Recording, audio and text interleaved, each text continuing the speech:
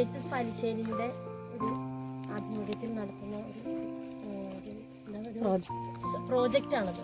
അതായത് വനമേഖലയിൽ നിന്നും വന്യമൃഗങ്ങൾ നാട്ടിലേക്ക് വന്ന് നശിപ്പിക്കുന്നത് കൊണ്ട് അവർക്കുള്ള ഭക്ഷണം എന്നുള്ള രീതിയിൽ GHS പാലിശ്ശേരിയിലെ എക്കോ ക്ലബിലെ ഒരു ആശയമാണ് അവർക്കുള്ള ഭക്ഷണം കാട്ടിലേക്ക് കൊണ്ട് കൊടുക്കുക. അതിന് ഉതകുന്ന രീതിയിൽ വിത്ത് ബോളുകൾ അവരുണ്ടാക്കിയിട്ടുണ്ട്. ഇതിനകത്ത് ഓരോ വിത്തുകളാണ് ഉണ്ടാക്കിയിരിക്കുന്നത്. അത് നമ്മൾ കാട്ടിൽ നിക്ഷേപിക്കുന്നു. അവിടെ വളരുമ്പോൾ ഈ മൃഗങ്ങൾ അത് അവർക്ക് ഭക്ഷണമായി കിട്ടും. അങ്ങനെ ഒരു ചെറിയൊരു ആശയമാണ് ഞങ്ങളിവിടെ അവതരിപ്പിക്കുന്നത്. അതിനുവേണ്ടിയാണ് ഞങ്ങളിന്നിവിടെ എത്തിയിരിക്കുന്നത്. അപ്പോൾ ഒരു കാര്യം ഇപ്പോൾ ഏറ്റവും കൂടുതൽ നാട്ടിൽ ചർച്ച ചെയ്യപ്പെടുന്നൊരു വിഷയമാണ് വന്യമൃഗങ്ങൾ നാട്ടിലിറങ്ങി സാധാരണക്കാരുടെ കൃഷിയും മറ്റു അനുബന്ധ സൗകര്യങ്ങളൊക്കെ നശിപ്പിക്കുന്ന ഒരു വലിയൊരു കാഴ്ച. അപ്പോൾ അതുകൊണ്ട് അതിൽ പറയുന്ന ഒരു കാരണം വന്യമൃഗങ്ങൾക്ക് അവർക്ക് ആവശ്യമുള്ള ഭക്ഷണങ്ങൾ ഒക്കെ വനത്തിനകത്ത് ലഭിക്കാത്തത് കൊണ്ടാണ് അത്തരത്തിലൊരു മൃഗങ്ങളൊക്കെ ഇറങ്ങി വരുന്നത്. അപ്പോൾ അതിനു വേണ്ടിയുള്ള പരിശ്രമം വനത്തിൽ തന്നെ പരമാവധി വിഭവങ്ങൾ ഒരുക്കുക എന്നുള്ളത് തന്നെയാണ്. അതിന് ചില പരിമിതികളുണ്ട്.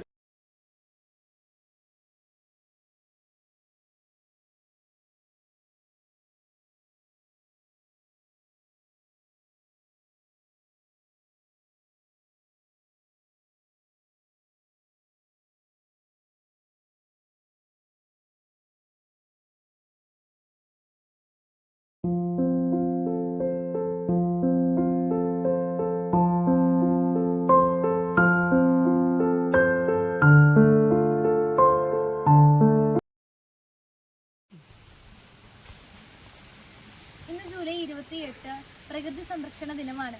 അപ്പോൾ ഞങ്ങളുടെ GHS പാലിശ്ശേരി സ്കൂളിൽ നിന്ന് എക്കോ ക്ലബിന് നേതൃത്വം കൊടുത്ത വിത്ത് ബോൾ പ്രൊജക്റ്റ് അതിരിപ്പള്ളി ഫോറസ്റ്റ് ഓഫീസറുടെ കീഴിൽ 21 പേരടങ്ങുന്ന ഒരു ടീം ഇവിടെ വനമേഖലയിലേക്ക് വിത്ത് ബോൾ വിതയ്ക്കുന്ന ഒരു പ്രൊജക്റ്റായിട്ടാണ് ഇറങ്ങിയത്.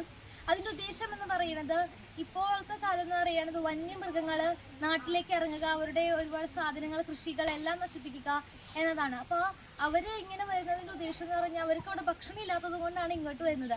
അപ്പോൾ നമ്മൾ ഈ വിത്ത് ബോൾ എന്ന് ഉദ്ദേശിക്കുന്നത് വിത്ത് ബോൾ നമ്മൾ എറിയുന്നതിലൂടെ അത് വളർന്ന് വലുതായി അതിലുണ്ടാവുന്ന ഫലം അവർ കഴിക്കുകയും പിന്നെ അവർ നാട്ടിലേക്ക് വരുന്നത് കുറയ്ക്കുകയും ചെയ്യുന്നതിന് വേണ്ടിയായിട്ടാണ് നമ്മൾ ഈ ഒരു പ്രൊജക്റ്റ് ചെയ്യുന്നത്.